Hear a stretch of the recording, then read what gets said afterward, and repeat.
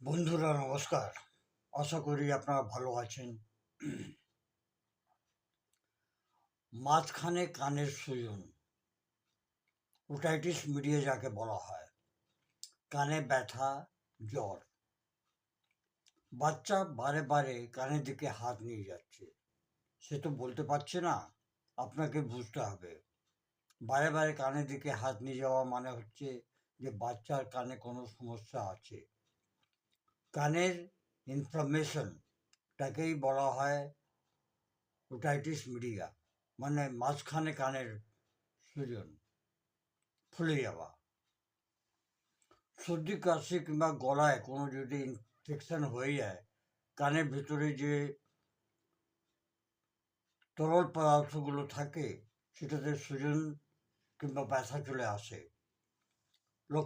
লক্ষণটা কি হচ্ছে, সিমটমস কি হচ্ছে?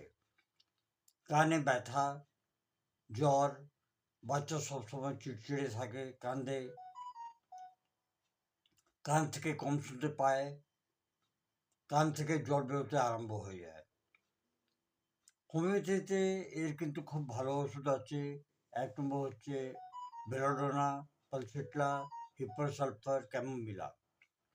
এই ওষুধগুলো কিন্তু লক্ষণ হিসাবে দিতে হয়। আপনারা নিজে ওষুধ নেবেন না, কেন ডাক্তারের পরামর্শ ছাড়া ওষুধ নেওয়া যায় না।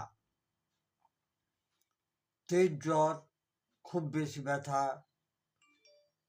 রেগুলার কিন্তু কান থেকে জল বেরোচ্ছে, তাহলে আপনাকে ইমিডিয়েটলি ডাক্তারের কাছে যেতে হবে।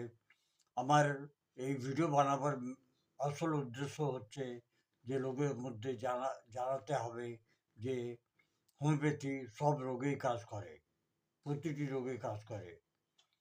শুধু আপনাকে হোমিওপ্যাথি ডাক্তারের কাছে গিয়ে পরামর্শ নিতে হবে। ধন্যবাদ। Long live homeopathy, long live Hahnemann.